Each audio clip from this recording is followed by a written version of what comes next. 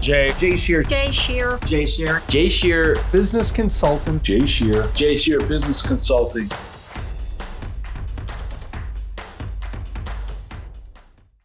Hey, everybody. I'm Jay Scherr with Jay Scherr Business Consulting. We build solid foundations for service-based businesses to grow and scale and achieve the results and success they deserve. And you've joined Business Minds Coffee Chat.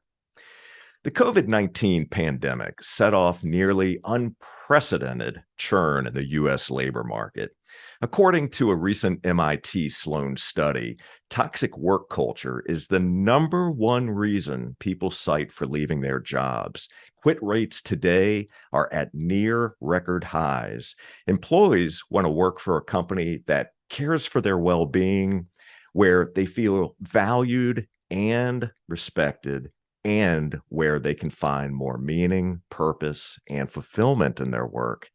Well, on today's episode, we're going to explore a next-generation approach to employee well-being, workplace spirituality, and why it's important for business, engaging employees in their health and well-being, and more. Our guest is an advisor, speaker, a leading voice in workplace well-being, and author of the new book, Reimagining Workplace Well-being. She works with employers and well-being service providers to identify evidence-based practices that foster workplace well-being and a thriving workplace. She's published more than 80 articles in professional journals and is a frequent speaker and presenter at industry conferences, events, and webinars. Please welcome Dr. Jessica Grossmeier. Jessica, it is great to see you. Thank you so much for being here today. Hi, Jay. Thanks so much for inviting me. It is my pleasure. I am super excited about this conversation. First of all, it is an incredibly relevant and meaningful topic today, especially around employee well-being and the statistics that we're seeing today with so many employees leaving their jobs and looking for the right opportunities and looking for companies that care for them, where they have a voice, where they can thrive in a culture that actually looks out for and takes care of their employees. So I'm really excited about the conversation and excited about your brand new book as well. So let's jump right in. I thought an interesting starting place for us would be to find out from you what your favorite trait is about yourself. Wow, favorite trait about myself. I used to not like this about myself, but I'm learning to lean into it. And it's, I'm very cerebral. I think deeply about issues, and I used to say to myself, well, why can't I just lighten up and be a little bit more fun and playful? And, I still work on that play piece. Play for me is reading a good book, watching a documentary. We've been into rock documentaries lately. So I sometimes I can feel like I just approach the whole world from sort of this heaviness of overthinking everything. But it's something that I'm learning has a place in this world. So I'm learning to embrace it. I love that. And I think it's fantastic that you're leaning into that and that you appreciate that trait much more now than maybe you did in the past. Mm-hmm. So I don't want to go off on a tangent, but you brought this up. I have to ask the question. So you're watching shows and documentaries more on rocks? Are we talking about physical rocks, rock climbing? Give me an idea what we're talking about. I probably should have said music documentaries. I love music, and it's so hard to find good entertainment these days. We're very selective about what we watch. We don't have a television, so we stream things. And lately we're just so fed up with the quality of what's out there. We've been watching documentaries about our favorite bands and about bands that I don't know as much about. So yeah, we've really enjoyed that a lot. Very, very interesting. So a little side note, I'm a musician in addition Oh. to what I do in my career, but I've been playing drums since about the age of 5 or 6. And I played in a rock band professionally for a number of years. And like you, I love learning more about musicians, about music theory, about what we like and don't like and why. So I can appreciate where you're coming from. We could have a whole conversation on this. I could already tell. Next Oh yeah. interview is on that. There you go. Next time around, that'll definitely be interesting. So let's do this. Take us back. If we could wind the clock back some, I would love it if you could share a bit about your backstory. And let's go back to a point where maybe there were some interesting early experiences that you had in your youth that shaped who you are today and ultimately led to the type of work that you're doing today. Yeah, I love that question, Jay. Thank you so much for asking about that. And, my whole focus professionally has been on workforce well-being. It's what I've always been doing. And I actually got hooked on wellness really early. I went to sports camps as a kid, and it was the kind of camps where you didn't select a specific sport. You were exposed to a lot of different kinds of sport and different kinds of movement. And the whole goal was to find something you fall in love with, right? And so that's what I did. And I remember the first time I ever went to a group aerobics class. So I don't know, I must have been in elementary school when I was going to these camps. And I remember admiring the aerobics instructor, just the energy, the music, we're dancing around and getting some exercise. And it didn't feel like exercise to me. It felt like play and fun. And I remember thinking to myself, someday that's going to be me. I'm going to lead people in this. And then I forgot, of course, all about that experience growing up. But then years later, I ended up attending college that hosted that sports camp. It was kind of local. And I originally started college as a poli-sci major, so political science, and ended up taking this nutrition class as an elective because I just loved everything about eating healthy and exercise and everything by then. And I loved the nutrition textbook so much that I read the entire textbook. And this was not a riveting piece of material. It was a textbook going into the metabolic cycle and all of that. And I read the entire book before school started. And I ran into a classmate during the first week of class who was in a major called corporate fitness. It's actually called corporate exercise management. And I was incredulous. I'm like, wait, this is a major? I could do this as a job? Yeah, it turns out you can. And so I actually changed my major that week. And after my first semester, I started looking for work study jobs. I'm a very focused person. And so I said, okay, if I want to do this, I'm going to actually start getting experience now as a freshman. And I was teaching water aerobics by the end of that semester.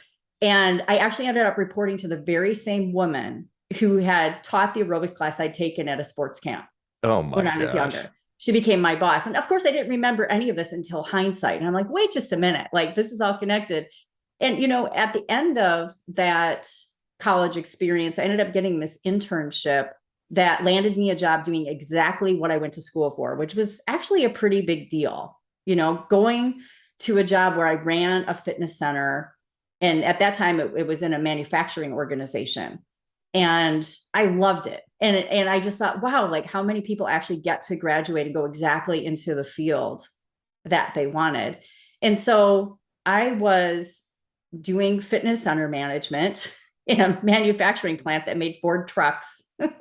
That was my first job out of school. And the organization that contracted the staff that ran that fitness center, that was part of a research institute within a health system.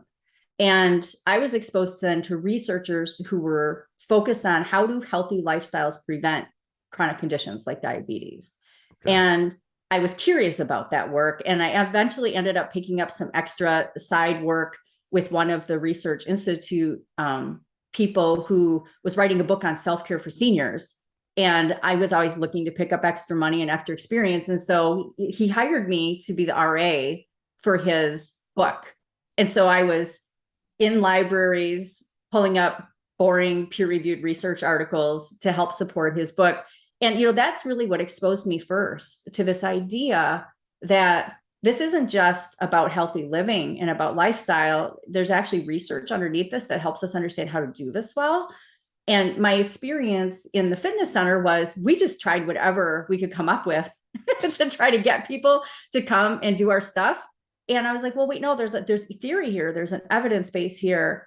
And, long story short, I ended up going from a practitioner in health and well-being and providing programs to a researcher that could understand how do we draw from the research to design things that actually work, and how do we evaluate them afterwards to make sure they actually are working. And so it's funny because when you look back in hindsight, it looks like this really directed path to what I'm doing. But, it was all about being in the right place at the right time and finding connections with people who appreciated what I was interested in and what I was good at before I could appreciate it myself. So that's how I started working as a researcher.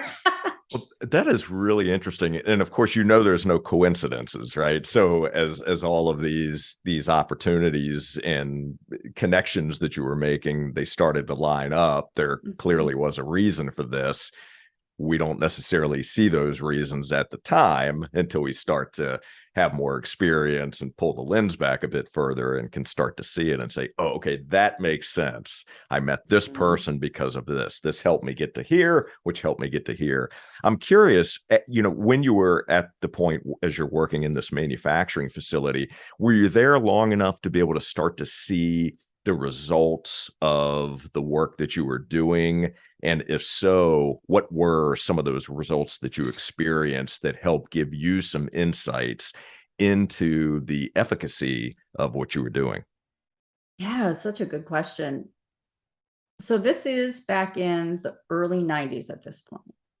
And at that time, we would have the senior folks in the organization at this manufacturing plant, the plant manager, the head of bargain labor, asking us, well, what's the result of what we're doing? And so we would have reporting tools and we would try to report back to them what we thought was interesting. And really all we had was participation rates.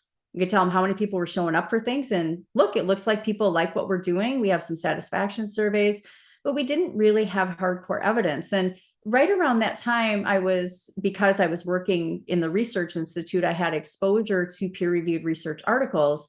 And I remember reading this article by Ken Peltier, and Ken and I are actually on boards together now. So it's really amazing. But he wrote this article that looked back at all of the research that had been published up to that point on workplace well-being and started to summarize the evidence base. And he would publish a new article every 5 years that did sort of an update. And that really said to me, we could be doing a better job at this. And so, when it came down to the individuals that we were reaching, in some cases, I saw tremendous results at an individual level, but we couldn't translate those individual level results into population level results that really meant something to the bottom line of the company. And, for every wonderful success story, I would see people backslide, which got really frustrating. You're working with somebody, personal training with them for 6 months, and they quit smoking. They lose a ton of weight. They're starting to get more fit. And then you don't see them for a while. And they show up again, 4 or 5 months later, and it's like everything backslid. And I started to get really frustrated with that. And I said, we've got to do a better job and understand, how do we make behavior change sustainable? So I was with that organization for about 3.5 years. And then I requested a transfer to a corporate environment. And I was very fortunate to get in on the ground development of a resiliency initiative for a global corporate organization. And they were using research to inform the programs they were developing. And so it was actually an R&D kind of role, research and development, where we were looking into the literature and said, well, what theory helps us understand how to design this well? How do we really tackle resilience, not just from an individual perspective, but from a systems perspective? And that informed what we did. And then we did evaluation all along the way to constantly test, is this working? Is this working? And that again just sort of instilled in me this idea that there is a way to do this better and more effectively. And I decided I wanted to get into population health instead of individual health and wellness, which is what I started out in, because I wanted to change populations, not just individuals. Interesting. And it sounds like throughout this entire journey, you're not only are you learning more, but you're also learning to ask better questions, which open up a larger discussion and lead to greater research as well. Is that a fair assessment? I think it was, but I was also exposed to leaders who asked tough questions I couldn't answer, which was frustrating for me. And so, I'm really glad that early in my career, I was exposed to high level leaders in different kinds of organizations, working with bargain labor, working with plant managers, working with corporates, and facing the hard questions and saying, look, we're not going to give you money for this because, we don't have this kind of evidence that we're looking for. So, that pressure tests us as individuals when we're left with questions we can't answer. So that was a motivator for me. Interesting. Speaking of questions, I've found that the quality of the questions that I ask myself, that I ask of my clients, leads to greater quality results. And what are some of the bigger questions that you're asking yourself today? Some of the tougher questions that you're trying to wrap your head around that you need to be able to find the answers to. Give us maybe an example of 1 to 2 questions. Wow, that's a good one.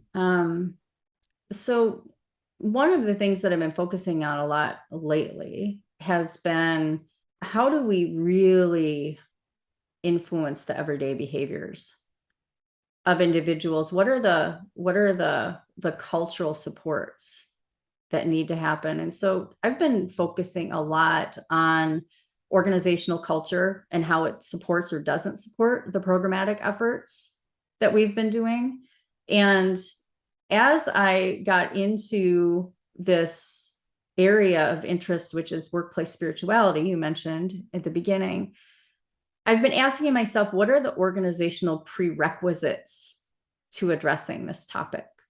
So if you're going to start to bring into the workplace a conversation with employees about what matters most to you, where do you find purpose? How does the job you do every day connect to that purpose? How can we as an organization support you in living that out?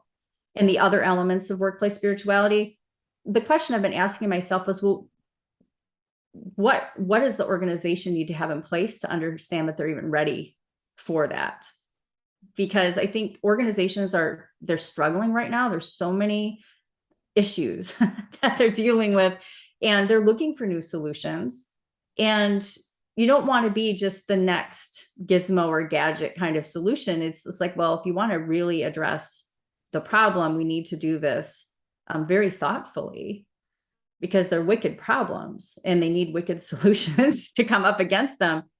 And so that's really what I've been thinking a lot about is how do we actually influence the fabric of an organization to try to support what we're doing? Because it's easy to bring in an external expert or a program or hire in the solution, but the organization needs to be ready for the solution. It needs to be ready to support it. So that's what I've been asking myself a lot lately. First of all, that is a deep question to ask. And I'm sure there's multiple layers to it. And we'll have to have a separate conversation at some point, because I would love to better understand, as you ask yourself those questions, that question in particular, what is the process that you go through to investigate, examine, derive an answer to it, exploring it, following your curiosity, those kinds of things. I could go down a rabbit hole talking about it, but I would love to find out more about your process and your psyche behind that. So we'll have that conversation at a later date. I am, when we think about questions and things that we think about, I'm curious. I actually meant to ask you this before, and you somewhat answered part of the question for me. But what is something that you believed about yourself early on that you discovered later wasn't true? And this taps into our own personal beliefs a bit, but I'm curious because I know that I personally have done a lot of work, a lot of deep work on my own beliefs and things that I had believed about myself that I didn't feel that I could do, that really wasn't the truth. That's just what I thought at that time. And it held me back from being able to do certain things that I wanted to, could have, maybe should have done at a certain point. And so I'm curious, from your perspective, what is one of those beliefs that you had about yourself that wasn't true? Yeah, so I'm not going to give you an answer about a trait, characteristics. Instead, I actually am going to talk about a skill, which is maybe cheating a little bit, because Okay. skills are changeable. But public speaking was something I never thought was something I could do well. I was really shy as a child. I didn't do well in my public speaking classes in high school and in college. And I actually remember when I moved up into a leadership role. I was at a director level position, and I was invited then to directors roundtable meetings in my organization. It's about a dozen people at the table. I'd worked my way up to that position, so I knew these people fairly well, and I knew what they believed in me. But just the thought of contributing to that roundtable discussion with an idea that I had or a comment, I would think of it and I would say, oh, I really want to share this. But then my heart would start going, and I would share it. And then my heart rate, it would take minutes and minutes and minutes for my heart rate to come back down. I was very anxious about even speaking up in a meeting. So that was where I started. And I thought, I'm not really public speaking material. But then once I started publishing the research that I was doing, I realized nobody reads these journals, by the way, except for other researchers. And if we really want to change organizations, if we really want to make a difference in practice, we have to translate research into practice. That means we have to talk about what we're doing and unpack it. And so I realized I need to get over my fear of public speaking so that I can talk about my ideas and share it. And it was really easy for me to have a conversation with somebody like you who's interested, and it's one-on-one, and to get excited about what I was learning in my research, but then to speak about it was terrifying. So what I did is I started co-presenting with my colleagues who had done conferences and they'd done speaking events, and I started to practice it. And I would find like the lower risk, like, oh, this is a friendly crowd. Let's start there and start to kind of build that up. And, now I'm to the point where people actually pay me to come in and speak at conferences and to their organizations. I never would have thought I would be doing that as part of my career. So that's been a pretty big success story for me. And that's a great one. That happened over, maybe about, I'm thinking 20 years. That's super interesting. And I just know that there are plenty of people that are listening or watching right now that is also a fear of theirs, and more than likely have told themselves the same storyline that you told yourself, and certainly the storyline that I told myself about public speaking as well, that this isn't for me. I'm not the kind of person who can or should be up on stages speaking in front of groups, and I was incredibly fearful. But you were able to reframe that. It became important enough to you, which I think is one of the keys to this, that there's enough purpose and meaning behind doing the thing that you want to do. And as you said, it's a skill. A skill can be learned. And so good for you for pushing through and realizing that this is something that is an absolute must for you to be able to progress further and be able to share your message and all the great work that you're doing today. So I thank you for sharing that. I appreciate that. I think that'll help and give encouragement to others also who are maybe in a similar situation. So I would love it if we could jump into your new book, Reimagining Workplace Well-being. And before we actually get into some of the key insights in the book, I wanted to find out from you two things. Number one, what was the catalyst behind writing the book? And number two, talk to us about the experience of bringing this book to life. So share what you can, share the feelings behind that and what that experience was like for you. Yeah, so I'm going to answer that question maybe in different order than you asked it. Might start with the second one. So I started this book journey, I guess I'll call it.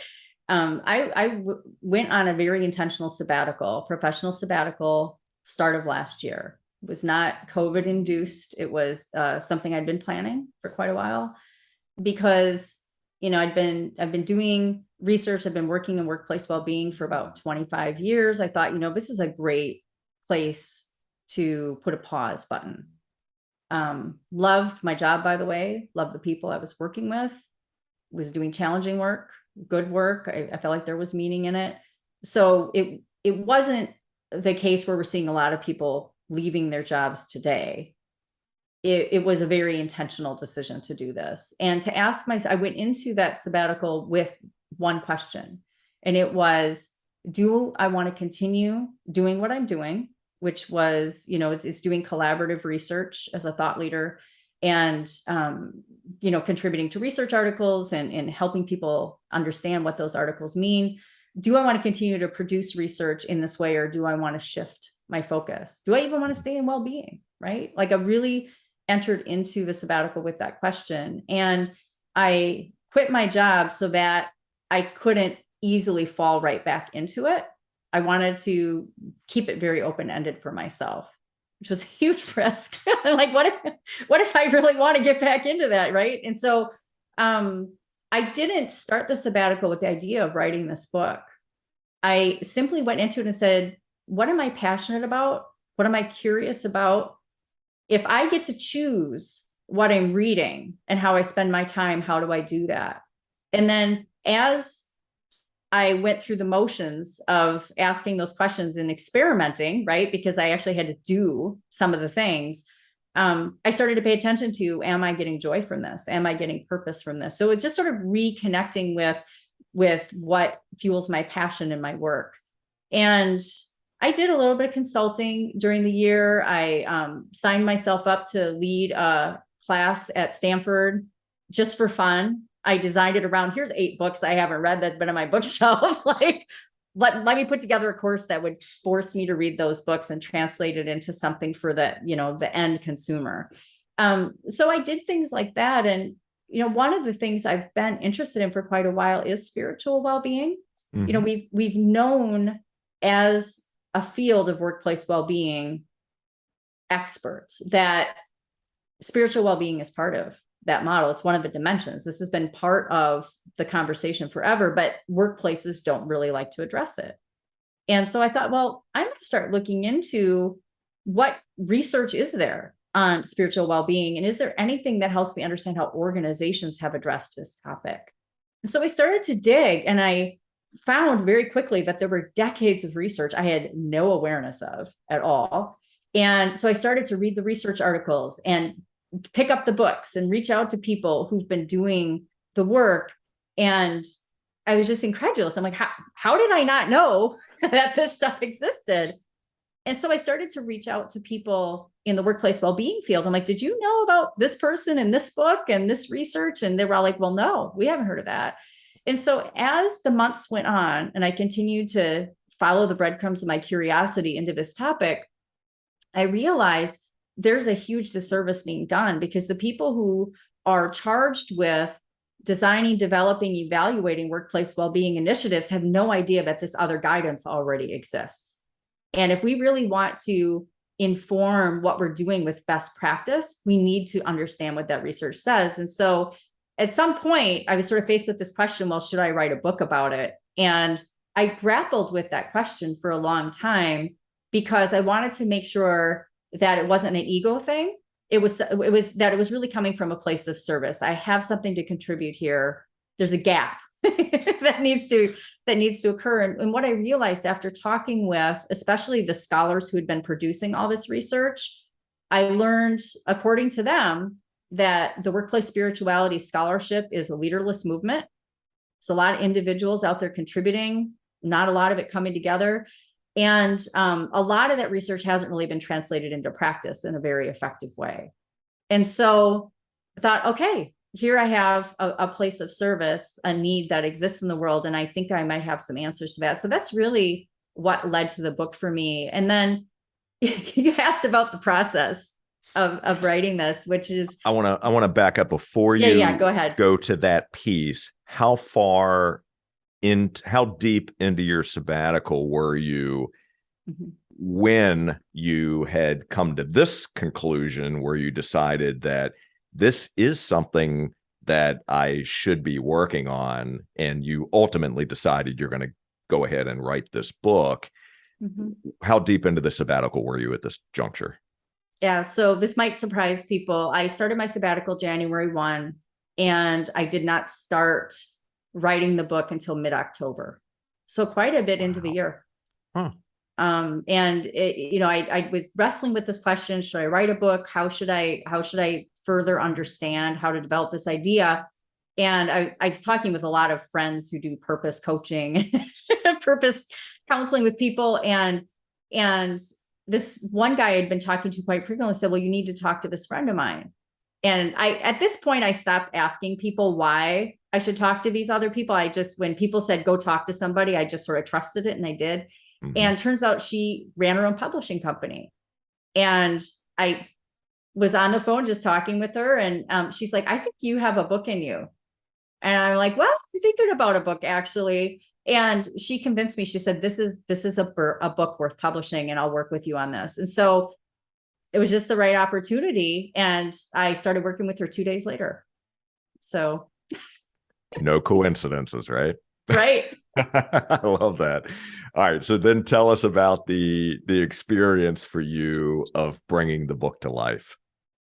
So one of the reasons I wanted to work with this particular publisher is, I believe highly in doing my own work in well-being. So the whole time I'm on this sabbatical, I was actually walking a spiritual journey myself. I was asking myself questions about meaning and purpose, asking myself about, what are the values that matter most to me right now at this point in my life, and reevaluating that, really delving into all of my social connections and what relationships are really important to me and why. And I was doing meditation, my own well-being practices. And so this particular publisher, they actually incorporate meditation, for example, into their process. And they also have social connection built into it. So you actually write with a group of writers. It's a cohort. You all start on the same day. You go through a curriculum at the same pace, and, you're doing meditations on what is my purpose? What is my service? What does the end reader, how do I serve the reader with each chapter I write? We had to enter into that. And that's one of the reasons why I wanted to work with this publisher, because there's so many books that don't do a service to the reader. They do a service to the author. And I did not want to do that. I really wanted to be in touch with how is this going to serve the reader. And so I love that part of the process and that discipline. And so it's interesting, when I decided to write this book, I said, well, no, I have too much research that I still have to do, because I hadn't been organizing what I was reading the whole time as a researcher. I was, just sort of noting things. And so I said, I actually have a lot of work to do to get organized to write a book. And she said, no, you'll be fine. Trust the process. And so the process of writing the book was very unusual for me. So I write a lot. I've published a lot of research articles, as you mentioned, and writing comes easily to me. But I had never written the way this book was written. which is not with an outline, not with all of your notes in a tidy little stack. And this is the arc of the story. All I knew was, this is what needs to go in chapter 1. This is its purpose. This is what needs to go in chapter 2. This is its purpose, etc. And as I would sit down to write that chapter that day, I would do a meditation. I would usually go on a walk. Usually there was a lot of prayer involved in the walking, because I'm like, I have to write a chapter today, right? And I would come back and open my laptop, and I would either start down, this is the research that I need to understand, or I would start writing a story, because each chapter opens with my personal story of my work life, spiritual journey. And, I know I need to get more on this specific area. And so I would just start, and it would flow. And at the end of the week, I'd have a chapter. And so the whole book came together that way. It was very much an emergent process of just of writing really from my heart instead of my head, which was new to me. It was a very intuitive process. And then, allowing the information to flow through me, which was a very different way of writing. And so the book wrote itself in about 6 weeks from start to finish. Incredible. Yeah. What an amazing process that you went through there. I'm curious about a couple of things. So when you talked about, so you were on a spiritual journey yourself, part of that you mentioned about relationships. Did you end up, or did you feel like you needed to let certain relationships go in order for you to be able to continue to move forward on this journey? Not really. I'm very protective of my time and my energy when I'm needing to get into a project. And so there are times when I tell people I'm heading to the cave, right? And I know early in my sabbatical, there was one point I was still involved in quite a bit of advisory board conversations, some volunteer stuff I was doing, that wasn't related to my job that I'd left. And so I sort of still had these little hooks into some work. And at one point I said, I'm not quitting this, but I'm taking a 6-week off the grid moment. Now, at that point, we were still locked down in, COVID pandemic at the beginning of 2021, particularly here in California. Everything was shut down. And so there was really nowhere to go. Many of the parks were even still shut down at that time. You couldn't use public bathrooms even. There was yellow tape around the park near my house. Like, you couldn't go on the equipment and stuff. And so things were really shut down. And so I'm like, well, I'm going off the grid in my home for 6 weeks. And it was turn the phone actually off. I turned my phone off. I took all the notifications off my computer. I posted a note on social media saying, see ya, I'm taking some time off, email notifications, etc.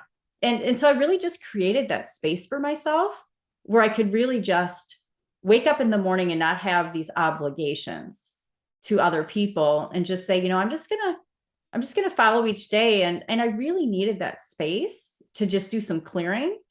And then I gradually started to say, okay, now I'm going to start to let myself get back out there. I would call it crawling out from my cave, and I would slowly emerge and look around me and say, okay, now I need to talk with people again. And I do that when I need to do that, but it's not about severing a specific relationship. I've cultivated a really beautiful and supportive set of relationships in my life up to this point. And so there's not a need to let go of toxic relationships at this point. I've done a lot of that work already. So, okay. During this book writing process, during this sabbatical, it's been being very intentional about outreaching to certain people, about fostering ongoing conversations with certain mentors and advisors. But people gave me a lot of space. They kind of knew Jess is on sabbatical. Like, they were very respectful of that.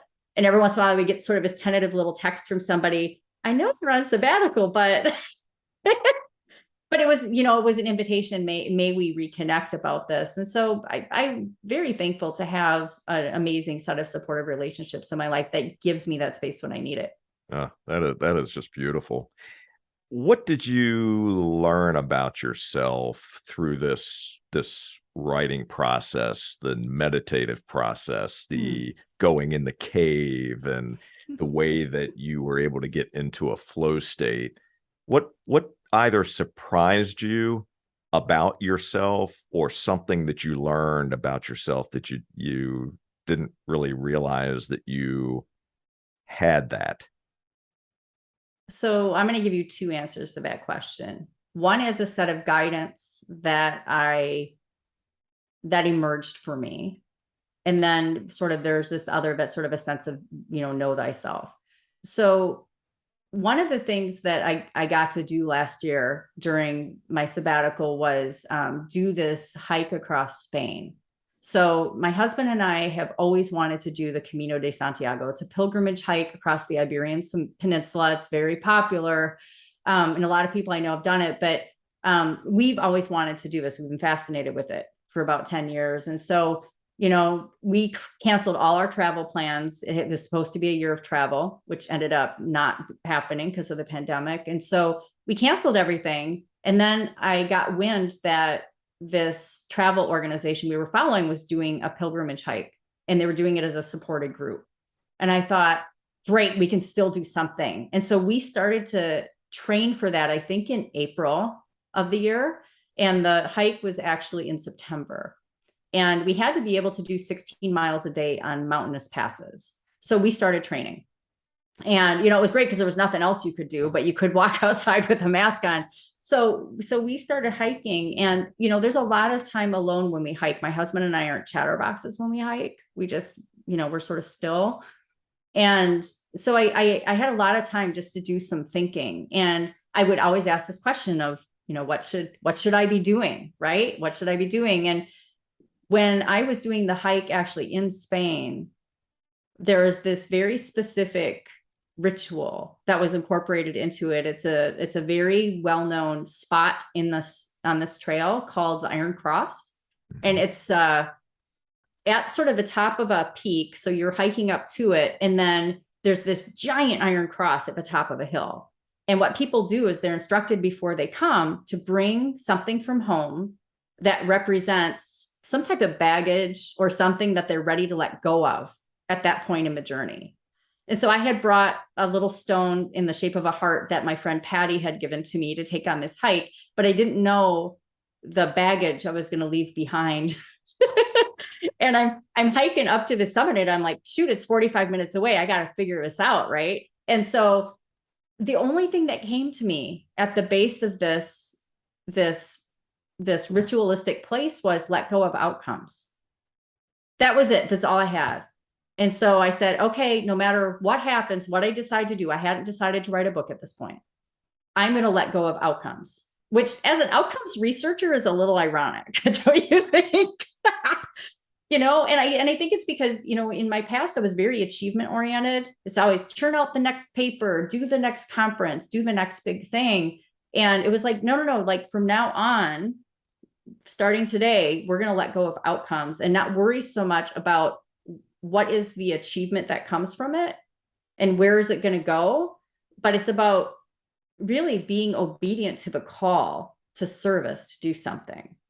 And so with that, the second piece of my answer is I learned during this past year to identify when my ego was speaking up versus my heart was speaking up. And there was a set of discernment practices that I was doing with a spiritual well-being coach to practice these kinds of discernment. But I started to recognize that voice of ego. And so something would come up and I would say, oh, like there's this job opportunity or a grant opportunity or some invitation to do something. And I started to recognize that voice of ego that said, yes, I got to do this, because it was achievement oriented. It was outcome oriented. And so I learned to pause when I heard that voice and say, no, like let's check in with these other parts and figure out, what is the service of it? If you say yes to this, what's the opportunity cost that might come down the road that you're gonna have to say no to? And so that's one thing that I'm excited to have learned during the sabbatical, because if I had to come up with something valuable, like that's the kind of stuff you want to take away from an experience like that, right? Is how do I make better decisions about how I spend my time and energy going forward. Wow. That is life-changing. That is so powerful. What an amazing lesson to learn and a decision to make at such an incredible place to be, with that type of energy behind it, and letting go of outcomes. That's powerful, truly. Now, the question is, if we circle back in another year from now, are you still living that? Are you still continuing to let go of outcomes? I'll be curious. So I'm going to mark in my calendar to follow back up with you, and we'll see what the answer to that question is. Okay. Excellent. So thank you for giving us some context and sharing about the journey and what the experience was like writing the book. By the way, we do have quite a few well-known authors and those who are interested in writing books that listen to the podcast. So it's always good to hear from an author what their experience was like, so we can share that and hopefully help someone else work through what they're dealing with too, as far as the writing process is concerned. So your book is really broken down into 3 primary sections, and you open the book with a very personal story and your journey from burnout to thriving. And I would love it if you would share at least maybe a short version of that story, because it's a powerful story, but it sets the tone for the rest of the book. Yeah. So this was about, I would say 10 years ago or so in my professional journey. And I was in a middle management position with organizations. So people reporting up to me, I reporting up to executives. And I had gotten to a place where I was working a lot of hours. I was turning down social commitments, spending every evening doing work instead of spending time with my friends and family, traveling a lot for work as well. And there sort of become this mantra of, when people would ask me how I was doing, all I had to talk about was my work. And then it started to become this record player feedback of, I hate my job. It's too demanding. I'm exhausted all the time. Like, I started to hear myself saying these things a lot, and people would say, well, then why don't you do something else? And I was like, well, no, it's a really good job. And I actually really care about the work that I'm doing, and I care about the people. It's just a lot. And so there was sort of that happening, the overload piece, where I didn't understand how to manage all this demand. And when I asked my supervisor for help, she said, you got to figure it out. And then there was also this piece of feeling very lonely in my position, because the peers that I used to have in the organization, a lot of them had left. There was a lot of organizational turnover. And then the peers that I still had, they sort of, I didn't feel like we were like at the level where we could actually talk to each other about what was going on in our lives, right? This authentic relating kind of piece. I didn't feel like I had that. There was a lot of imposter syndrome going on at that point, where I felt like I had to sort of measure up and meet people's expectations and not really let them know what was going on inside. And so that felt really lonely and isolating. And then I also started to feel this cynicism in my life, where when people would say, oh, good job, thanks for that, I started to replay the message back in my head as, oh, you just like what I can do for you. You don't really care about me as a person. You just like what I can get you, right? And so all these things are going on. And I know now, classic sign of burnout.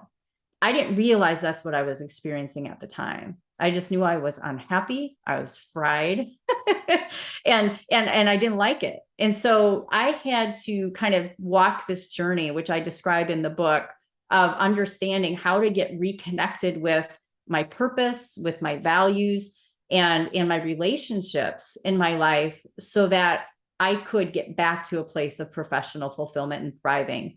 It turns out I didn't have to immediately quit my job. I was able to restructure my job and to start to create boundaries around what I said yes to.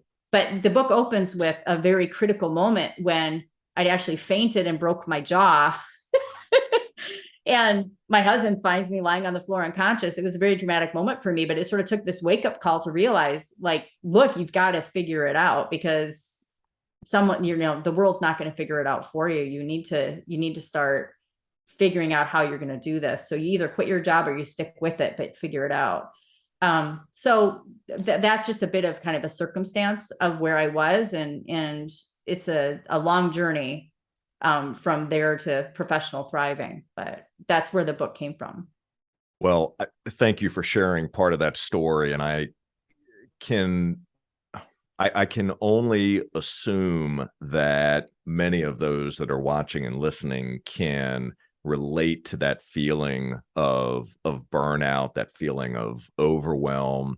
It seems like, you know, we live in a culture today, this hustle and grind culture of just always, you know, it's heads down. It's just always doing more. It's taking on more responsibility. Go, go, go, as many hours as you possibly can.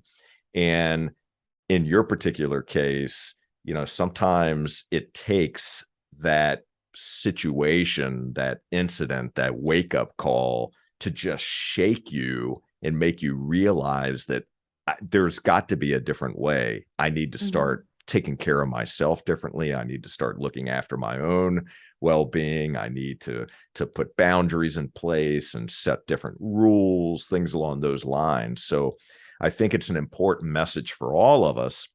And hopefully no one gets to that point where they actually pass out and experience exactly what you experienced, but at least listening to your story, there is an important message there for us all to pay very close attention to.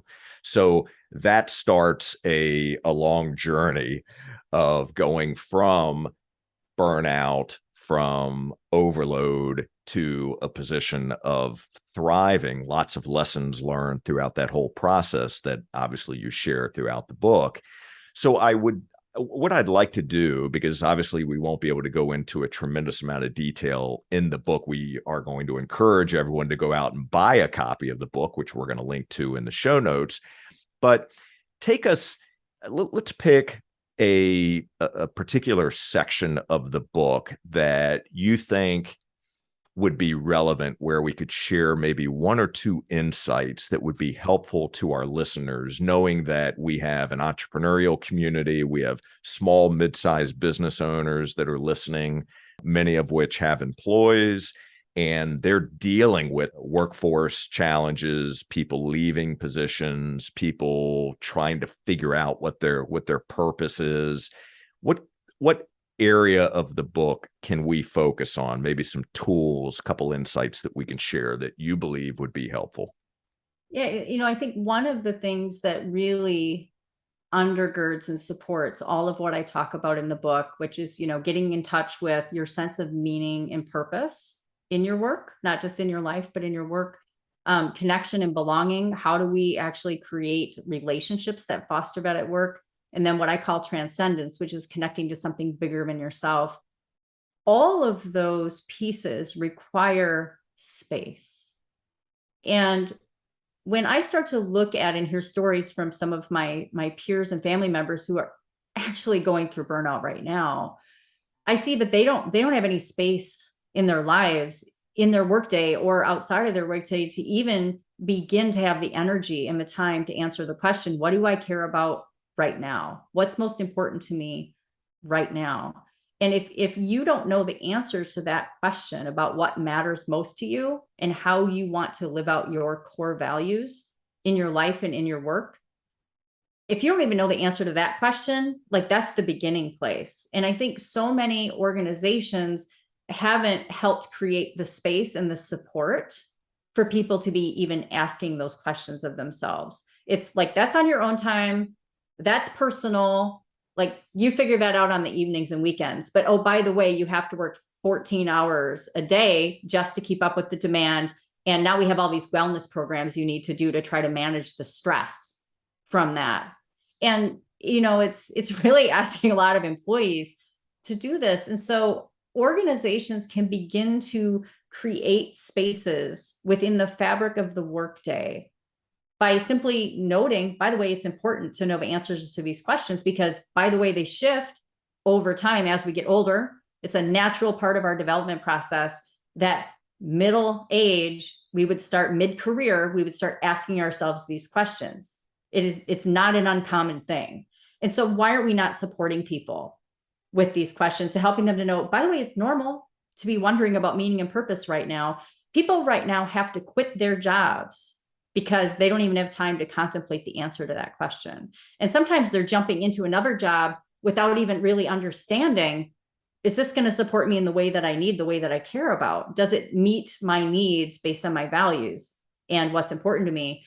They don't even know the answers to those questions because they haven't had time to ask themselves. And so, organizations can do things like incorporate mindfulness initiatives, but bake it into the way work gets done, creating just even a little bit of space between meetings by making meetings shorter, by canceling meetings that really aren't necessary, by not inviting everyone in the world into every single email exchange. Jennifer Moss wrote a book called The Burnout Epidemic that I'm recommending to anybody who's trying to figure out this wicked problem of burnout, because she really approaches it as a system. And here are the things that systematically need to change as part of how we're structuring work for employees to feel supported. And you can throw all the resiliency programs you want at people, and mindfulness and yoga and exposure to beautiful spaces where people can go and reflect. But if they don't actually have the time and permission to take advantage of those resources, it just ends up feeling like a slap in the face and yet another way they've failed to do what they were supposed to do. And so burnout starts to feel like a personal failure rather than the organization isn't supporting me in the way that's needed. And so we need to shift that whole conversation. Wow, that's an important conversation to have. And I can just share from personal experience that I've been down that road before, where wellness programs, well-being programs were put in place. But realistically, it was more about checking a box to say that, yes, we did this. Yes, we're doing this. But actually following through, creating that space, asking the better questions, truly caring and looking out for the long-term health and well-being of your employees, knowing that they're serving the greater good, they're serving your customers. We want our employees to be well. We want them to be able to enjoy what they're doing, find meaning and purpose in the work that they're doing. Yes, work hard, clearly, but also be able to have some of that white space to be able to think, to be able to process, to be able to participate in some of these programs. So I couldn't agree with you more of the importance of that. And I want to share with our audience that, again, I mentioned that there are really 3 parts to the book. The first part of this is a reimagined approach, where there's a lot of detail about a different type of approach that can be used. The second section is an evidence-based approach. So you're going to get some good research backed information in this section. And then, of course, the third section, or the third part, is a blueprint for a best practices approach. So here you're actually going to have a roadmap that you, as a business owner, or if you're an employee, you can take this and sit down and have conversations with your employer about a different approach. And here are specific steps that can be implemented and put into practice. So again, I would highly encourage everyone to go out, purchase a copy of this book. We'll link to it in the show notes. And before I ask my final question to you, please share with us where we can go to connect with you. Obviously, we're going to share where they can purchase the book. Some other areas also where we can consume some of your content and your writings. Yeah, thanks so much for that invitation, Jay. And I just really appreciate you bringing this to your listeners. So I have a website, jessicagrossmeier.com. In it, I have access to a lot of free resources. So whether you are in charge of employee well-being or you're interested in this area, specifically workplace spirituality, there are a lot of free tools out there that can guide us around how to do this well. So I do provide that on my website, as well as, if people are interested in what I speak about, my advising work, and then a list of all of my published writing. I try to keep that update on my website, but then you can also follow me on LinkedIn. And that's where, I'm making sure that, this podcast, for example, will show up on my LinkedIn feed. So those are the two best ways to follow what I'm doing. Thank you. Beautiful. Well, we will definitely link to those in the show notes as well. So here is my final question to you. What's one of the most difficult decisions that you've had to make in the pursuit of who you've become? I think one of the things I've spent a lot of time thinking about over particularly the last 10 years since I first experienced burnout is really, what are my values and what does it look like to live those values out professionally? Because it doesn't matter what we do, I've discovered, it doesn't matter what we do for our job. What matters is how we show up as we do that job. And so I had a long conversation with myself over a series of time to really understand what are my core values, what does it look like to live those out, and how can I do that with every meeting, with every encounter, with every project I'm working on. And one of my core values ended up being relationships, that I care deeply about developing relationships that are collaborative, that are authentic, that are supportive, that are encouraging, that are positive. And I don't always succeed in showing up the way I want to for those conversations and those interactions. And so I have to do my own work to show up and live out those values every day. And, that's a lifelong journey for me to figure out how to do that when, the pressure heats up and you're not your best self and you don't have your well-being supports in place. Like, I have to figure out, how am I going to show up as my best self in those moments? How do I cultivate that container around myself to do that? So that's been a learning process. I'm still on that journey. That is so good. And as you said, that journey it's a lifelong journey. We are always in a state of change. And as we change, often our values change, and those types of questions that we ask change as well. So, but I do think that those are some great questions to ask, especially when it comes to our personal values and making sure that the things that we are doing, the things that we're agreeing to, the areas that we're growing into, that they do align and they're congruent with our personal values. So for everyone else that's watching and listening, I would highly encourage you also to assess and inventory your own personal values and ask these same types of questions. So thank you for sharing that. And also thank you so very much for joining us today on Business Minds Coffee Chat. Number one, I've enjoyed the conversation thoroughly. I appreciate you being candid, being open, sharing a bit about your backstory. And this has just been a great conversation, and I'm very grateful for you. So thank you so much. Great. Thank you so much, Jay, for having me, and for everyone listening. Thank you for joining. Absolutely. It is my pleasure. And for all of you, thank you so very much for watching and listening. And would you do us a favor? Would you please take a moment to subscribe, rate, and leave us a review about this particular episode? We would love to hear one or two key takeaways that resonated most with you. And to enjoy more episodes, all you have to do is visit jscherbusinessconsulting.com/podcast. And until next time, keep learning and growing. Remember to pick up a copy of Reimagining Workplace Well-being, and we'll see you on the next Business Minds Coffee Chat. Take care, everybody. Jay Scherr. Jay Scherr. Business Consultant. Jay Scherr Business Consulting.